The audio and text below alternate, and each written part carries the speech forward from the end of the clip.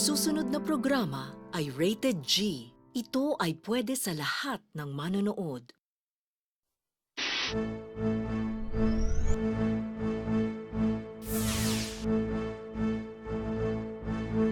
Good morning, gentlemen. Welcome to the world premiere of our short film.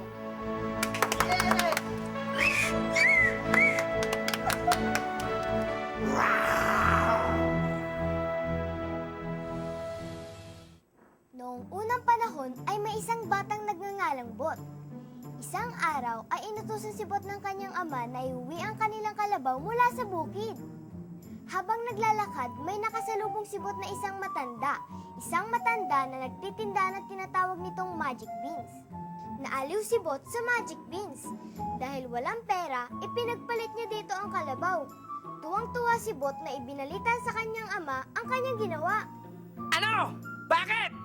Tay, siswertehin po tayo ngayon. May nagbigay po sa akin itong magic beans. Pag tinapon niyo po ito sa bintana, tutubo po ito ng napakataas hanggang sa makarating sa bahay ng higante na may bibi na nangingitlog ng ginto. Ay! Nababaliw ka na ba?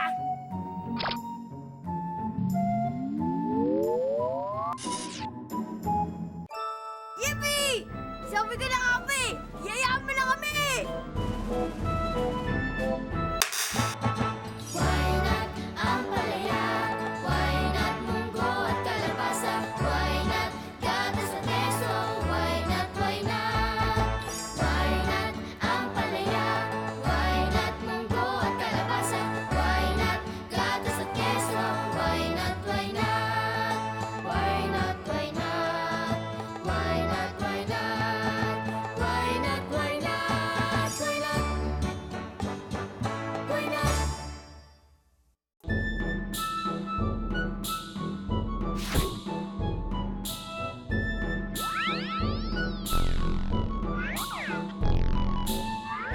Approve! Ito na ang bahay ng higante! Naku, kailangan magtago.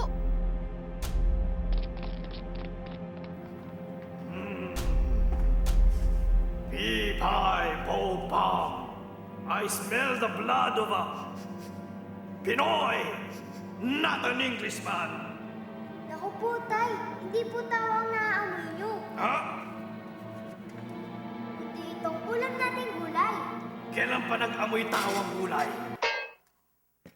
Kumain na lang po tayo. Sige.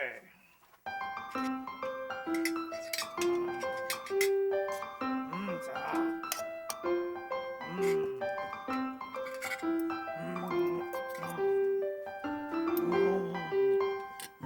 Sarap.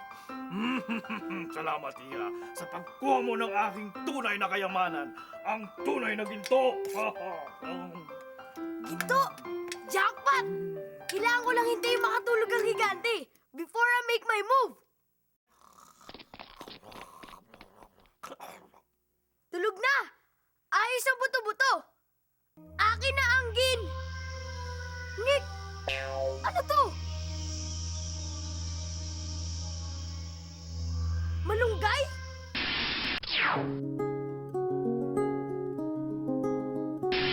Gulay. Gulay po. Prutas po. Gulay po.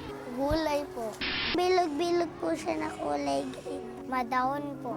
Kulay green po yung kulay. Green, bilog, at maraming dahon. Mas maliit po. Ganito po. Parang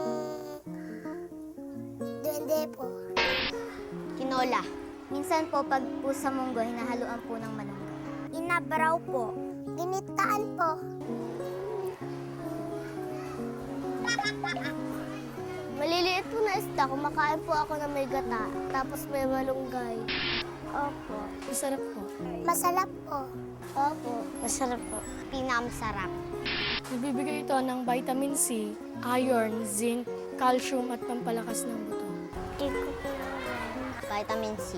Kasi may vitamin A sa minerals. Dahil nasa Glow Foods po siya. Pampagaling po. Alam niyo ba ang itsura ng malunggay? Siguro nakakain na kayo nito. Malamang ay nakakita na kayo ng puno ng malunggay pero di nyo lang alam na malunggay ito. Ang malunggay ay isang pangkaraniwang puno na madalas nating nakikita sa mga bakuran, tabing kalye at mga bukid. Ang mga dahon nito ay maliliit, pabilog at nakakumpol sa mga tangkay. Ito ang madalas isahog sa mga sabaw at iba pang ulam. Mayroon ding itong bunga. Ang mga butong nasa loob nito ay maaari ding lutuin at kainin. Ang bulaklak nito ay pwede ring kainin. Madaling itanim at palaguin ang malunggay. Itusok lang sa lupa ang mga sanga nito o kaya ay ang mga buto, tutubo na. At di na gaano kailangang alagaan. Plant and forget nga ang tawag dito. Ang isang puno ng malunggay ay nabubuhay ng hanggang 50 taon. Nakapagbibigay rin ito ng 10,000 buto sa isang taon. Kaya tayo na't magtanim ng malunggay sa ating mga bakuran para mayroon lagi tayong sariwang gulay. Hoy! Ho? Anong ginagawa mo sa malunggay ko? Gusto ko lang po sanang diligan. Natutuyo na po kasi. Gusto mo siyang kunin, no? Ho? Kunin? Hindi po, no? Sa katunayan, nagtataka nga po ako kung bakit gustong-gusto niyo ng malunggay. Tapos tinatawag niyo pa itong ginto. Ano po bang ginto dito?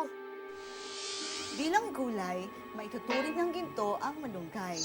Dahil ito na siguro ang isa sa pinakamasustansyang gulay, hindi nga lang alam ng maraming tao. Ho? Kumbaga sa boksingero, ang malunggay ay isang heavyweight o bigatin. Ang taglay ng calcium ng isang basong dahon ng malunggay ay katulad ng nasa 4 na basong gatas. Ang taglay naman nitong protina ay doble din ng nasa gatas. Ang potassium sa malunggay ay 3 beses na mas marami kaysa sa potassium na nasa saging. At 4 na beses na mas marami ang vitamin A nito kaysa sa vitamin A na nasa carrots. Ang vitamin C naman sa 2 kutsara ng malunggay ay katumbas ng vitamin C sa 7 orange. Ang vitamin C, vitamin E, beta-carotene at selenium ay ilang mga antioxidants na nasa malunggay, mga sustansyang nagpapababa ng mga epekto ng mga nakasasamang kemikal sa ating katawan. Para nga po nakakabilib na talaga ang malunggay dahil sa mga sustansyang taglay nito. Kita mo na? Ang mga sustansyang taglay ng dahon ng malunggay ay nagpapalakas sa ating katawan laban sa sakit, nagpapaganda ng kutis, nagpapalinaw ng ating paningin at nagpapababa ng blood pressure. Inaayos din ito ang blood sugar level para maiwasan ang diabetes. Bukod sa sustansya, maaari din panglunas sa iba't ibang sakit ang iba't ibang parte ng malunggay. Ang murang dahon ay ginagamit din na pampalabas ng plema at gamot sa sakit sa gilagid o scurvy. Ang mga bulaklak ay ginagamit para pahupain ang pamamaga at pananakit na dulot ng arthritis. Ang hilaw na bunga ay ginagamit din daw na pampatanggal ng bulati sa tiyan. Talagang ginto ang malunggay. Ha! Kaya nga mahalagang pag-aralan ng mga scientist ang malunggay para magamit natin ang mga kakayanan nito. Ang malunggay ay pwede nating isahog sa iba't ibang klaseng sabaw at mga ulam na may manok, isda o karne. Pwede natin itong ilagay sa corn soup, sa cream of corn. Pwedeng isama sa ginisang kalabasa o mga ulam na may gata. Pwedeng isama sa nilagang manok, sa pesang tilapia, sa dinengdeng, pwede ring ilagay sa spaghetti at sa sotanghon. Kayo, ano ang paborito niyong pagkain na may malunggay? Ginto nga po pala ang malunggay. Mismo. At dahil masustansya at madaling patubuin, pwede itong makatulong para mapabuti ang kalagayang pangnutrisyon ng napakaraming Pilipino. Tulad ng ginto. Paano po yan? Di po ba sa kwento? Kukunin ko yung bibi, malunggay, tapos magigising kayo at hahabulin niyo ako pababa sa aming bahay? Oo. Pero pangkaraniwan lang naman ang malunggay. Madali itong tumubo. Pwedeng itanim sa bakuran nyo. Ibibigay na lang namin sa iyo ang malunggay. Pero para po mas exciting, hahabulin niyo pa rin po ako. Pero kunya-kunyarian lang. Pwede po ba? Pwedeng-pwede, kutong lupa. Tumakbo ka na. Pag naabutan kita, iuulam kita kasabay ng malunggay. Ha ha ha! Tay, wag po! Wag po! Wag po!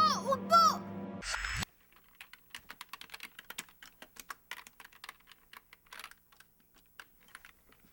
Ayon dito sa internet, ang malunggay pala ay nagagamit bilang water purifier.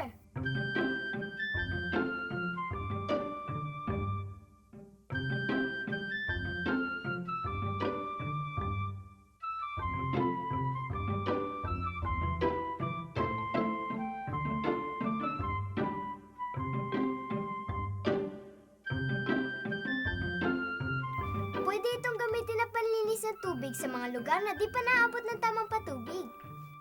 At ang ugat ng malunggay ay maaaring gamitin pampababa ng lagnat at gamot para sa may hika. Ang dami talagang pwedeng paggamitan at ang dami pang mga produktong pwedeng lagyan ng malunggay. Tulad ng gatas, tinapay, cookies, juice, at instant noodles. Naaalala niyo ba ang dami ng mga sustansyang taglay ng malunggay?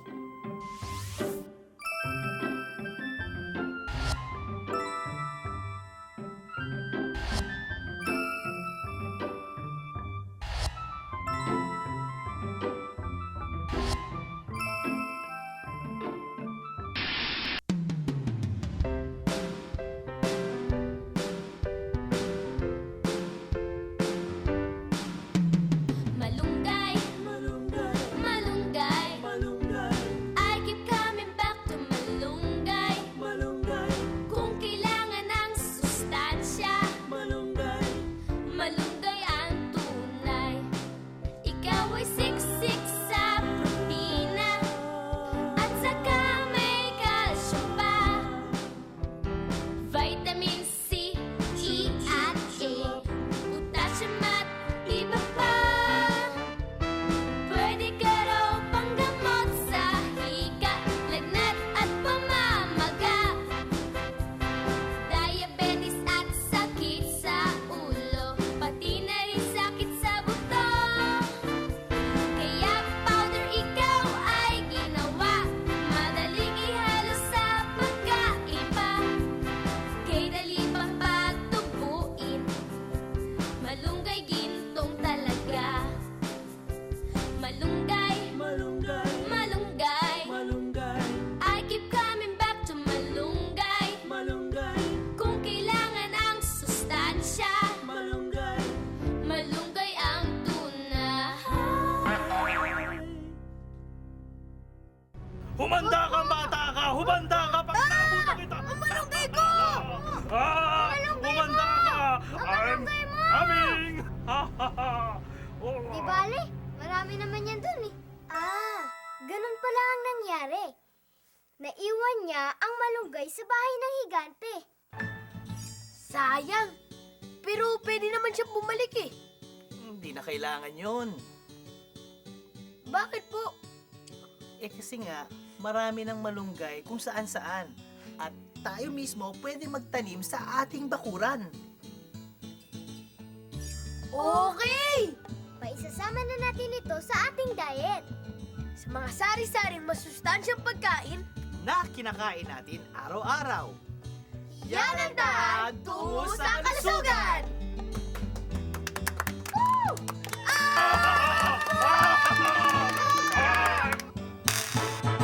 Why not ang palaya? Why not munggo at kalabasa? Why not gatas at keso? Why not, why not? Why not?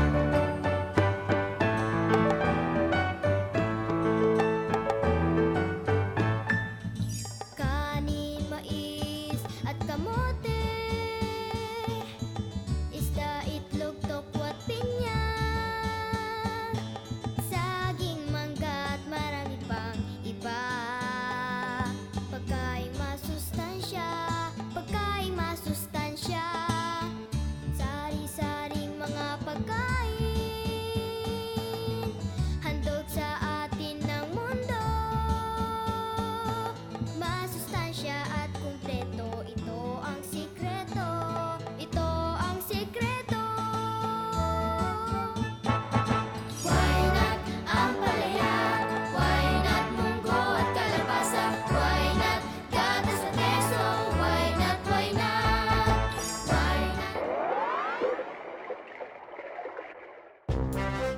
Kailangang mag-healthy lifestyle araw-araw, mag-exercise, umiwas sa mga bisyo tulad ng alak at sigarilyo, at kumain ng masusustansya para makaiwas sa mga sakit tulad ng cancer, diabetes at iba pa. Wastong nutrisyon, alamin, gawin at palaganapin.